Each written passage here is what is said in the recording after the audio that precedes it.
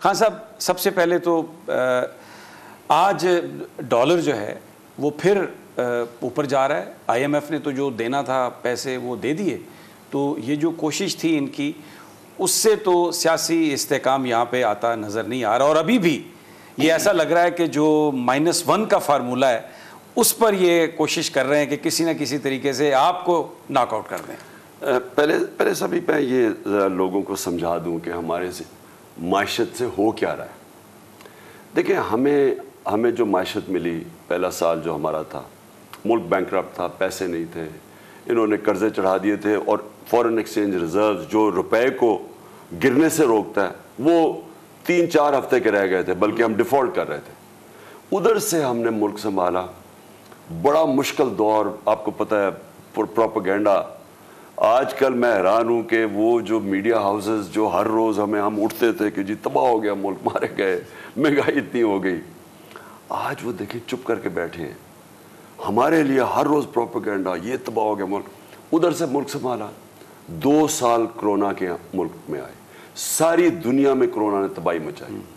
हम वो 3 दुनिया के टॉप मुल्क थे जिन्होंने सबसे बेहतरीन तरीके से कोरोना से कोप किया, अपने मुल्क को बचाया, गुर्बत बचाई, इंडस्ट्री बचाई, लोगों को कोरोना से अस्पतालों में बचाया, गुर्बत कम, यानी स्पेशली कि हम अगर लॉकडाउन कर देते यहाँ लोग भूखे मर जाते। ये ऑपोजिशन वाले, आप इनकी स्टेटमेंट्स देखें, इन सारों ने मुझे कहा कि इमरान खान को लॉकडाउन करना चाहिए, सारों ने कहा। और मैं इनसे पूछता था तो वो दिहाड़ीदार का क्या बनेगा? इनको कोई परवाह ही नहीं थी, ना इनको मजदूरों की, ना दिहाड़ीदार, ना कच्ची आबादियों में। सोशल डिस्टेंसिंग की बात करें, 6-6 लोग एक कमरे के अंदर हैं, किधर से? सो मैंने लॉकडाउन पूरी तरह नहीं लगाया, और वो हमारा जो स्मार्ट लॉकडाउन्स थे, हमने बड़ी मुश्किलों से ना हमें नेविगेट किया और अल्लाह का करम है उसने हमें बचाया। उसके बाद तीसरे और चौथे साल में रिकॉर्ड ग्रोथ रेट थी 17 साल के बाद, 5.6 और 6%, 2 साल। और सबसे ज़्यादा रोज़गार बड़े सगीर में पाकिस्तान में हमने दिया। ये वर्ल्ड बैंक की रिपोर्ट थी, रोज़गार हमने दिया। हमने कोरोना की वजह से जो आलमी महंगाई आई, उसके बावजूद सारे बड़े सगीर में सबसे कम पेट्रोल और डीजल दिया हमने। रूस से बात कर ली कि हम सस्ते उनसे तेल ले आएंगे, इन्होंने अमेरिका के डर से वो भी नहीं किया। हमने उसके बाद हेल्थ कार्ड लेके, पहली दफ़ा हेल्थ इंश्योरेंस, गरीब ख़ानदान के पास 10 लाख रुपया कहीं भी जाके इलाज करवा सके, एहसास प्रोग्राम, सस्ते कर्जे, यानी हमने वो चीज़ें की।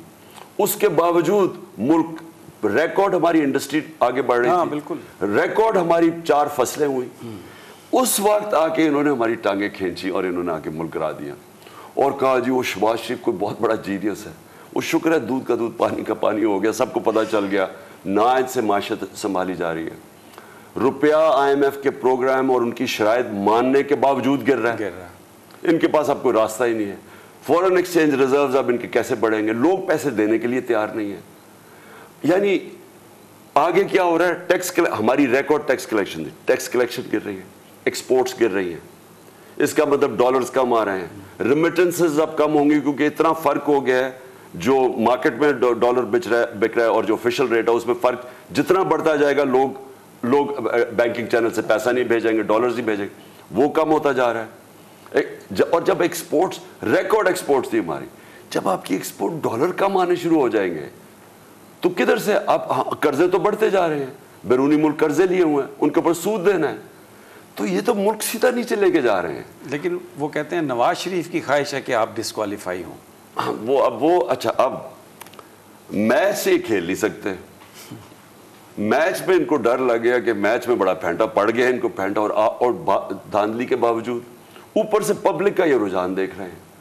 पब्लिक दिन ब दिन इनसे मुतनफिर हो रही है, हमारी तरफ इसलिए भी आ रही है कि वो मुल्क के हालात, जिनको बिजली का बिल आ रहा है, मुझे ये बताएं, मिडिल क्लास फैमिली, आम आदमी, ड्राइवरों के पास बिजली के बिल आ रहे हैं, वो इनको बुरा भला नहीं कहेंगे, इसलिए ये इलेक्शन से अब भाग रहे हैं। अब इनकी एक कोशिश है, किसी तरह इमरान खान को डिस्क्वालीफाई करवाएं, किसी तरह -1 हो। वो सारी गवर्नमेंट लगी हुई, वो बैठे होते हैं, इमरान, अच्छा ये स्टेटमेंट आ गई, अच्छा चलो जी ये केस कर दो। मेरे ऊपर केसों की बारिश हुई है, कभी कई केस लग रहा है, कभी दहशतगर्दी का केस, मेरे ऊपर दहशतगर्दी का केस कर दिया है कि मैंने शहबाज गिल का ये कहा कि उस बेचारे को जो इन्होंने मारा, कस्टोडियल टॉर्चर बंद करके, एक कोई मफरूर नहीं था, कोई दहशतगर्द नहीं था, एक असिस्टेंट प्रोफेसर यूनिवर्सिटी में, उसको नंगा करके मारना, उसके ऊपर मैं रिएक्ट करता हूँ, मुझे दहशतगर्द बना देते हैं। आपको लगता है कि ये मारपीट से लोग खामोश हो जाएंगे इस तरीके से? माजी में तो ये हमने नहीं देखा कि ये टैक्टिक्स कामयाब हुए हो। कभी भी नहीं हो सकते। देखें, आप अवाम के खिलाफ नहीं लड़ सकते। आप अगर ये समझ रहे हैं कि आप ये जनाब यूट्यूब वालों को पकड़ लिया, वो सोशल मीडिया को पकड़ लिया, धमकियां दी, हमारे लोगों को, मीडिया को डरा दिया, वो अरशद शरीफ जैसे यानी क्रेडिबल, मैं समझता हूँ पाकिस्तान का टॉप जर्नलिस्ट, वो बाहर भगा दिया उसको, वो दूसरा साबिर शाकिर बाहर चला, एयाज मीर जैसे, आप जैसे दानिश को उन्होंने जलील करने की कोशिश की, डराने की कोशिश की। वो हमारे बेचारे जमील फारूकी को नंगा करके। कभी इससे भी कभी अवाम को आप पब्लिक ओपिनियन को रोक सकते हैं? अच्छा, आप सोशल मीडिया के ज़माने में आप लोगों की राय बंद कर सकते हैं? ये पुराने ज़माने में रह रहे हैं जो, अच्छा पुराने ज़माने में भी बड़ा मुश्किल था रोकना, अब तो बिल्कुल ही इम्पॉसिबल है। अब ये हो क्या रहा है, ये दबाने की कोशिश कर रहे हैं कि लावा पक रहे नीचे। मैं सभी आप सारी टीवी चैनल के सामने कहता हूँ, एक कॉल मैंने देनी है, एक कॉल। मैं आपको, जो मैं मुल्क देख रहा हूँ, जो मैं एक थोड़े से लोगों से शुरू हुआ था, एक पब्लिक को लेके चला था। 26 साल में मेरा तो कोई इलेक्टेबल्स नहीं थे, पॉलिटिक्स नहीं थे, मैं तो थोड़े से लोगों से चल के पब्लिक में ऊपर आया हूँ। जो आज कौम तैयार है, ऐसा लावा पका हुआ है कि ये किसी के भी कंट्रोल में नहीं रहेगी। खुद IMF कह रहा है कि श्रीलंका वाले हालात हो रहे हैं, मैं कह रहा हूँ कि श्रीलंका प्लस हालात होने वाले हैं। हमारी तो 22 करोड़ अवाम है, ऊपर से जो अल्लाह से इम्तिहान आए, जो सिंध के अंदर हुआ है, जो सखर में, जो मैं जाके देखा है लोगों के हालात, इनके पास तो कोई ना, जो सिंध, ये जो पीपल्स पार्टी की हुकूमत इतनी करप्ट है कि इनके पास तो कोई तरीका ही नहीं है। अब उनको कैसे मदद करेंगे? ये तो बाहर ही नहीं निकल सकते। ये बाहर निकलते हैं, लोग इनको मारने के लिए तैयार हैं। जरदारी जरा बाहर निकल के दिखाए मुझे, या बिलावल, ये निकल ही नहीं सकते वहां। लोगों को गुस्सा है इनके ऊपर, और वो एकदम वो गुस्सा अब इनके ऊपर निकल रहा है, क्योंकि वो चुप करके दबे हुए केसेस, पुलिस, गुंडे, ये उनको जुल्म करके उनको दबा के रखा हुआ था। वो इस सैलाब की वजह से लोग, वो सारा गुस्सा फट गया, और ये सबके हाथ से निकल जाएगी। मैं ये जो लोग यहाँ बैठे हुए हैं, जो फैसले करते हैं, जो ताकत में है, मैं उनको मैसेज देता हूँ कि जो हालात जा रहे हैं, सबके हाथ से गेम निकल जाएगी। या थोड़े से लोग अपने ज़ाती मुफादात के लिए सारे मुल्क को इन्होंने धकेल रहे हैं उस तरफ कि किसी के भी कंट्रोल में नहीं रहेगा। बोल किसी के भी दबाव में आकर अपने फैमिली मेंबर्स को अलहदा नहीं करेगा।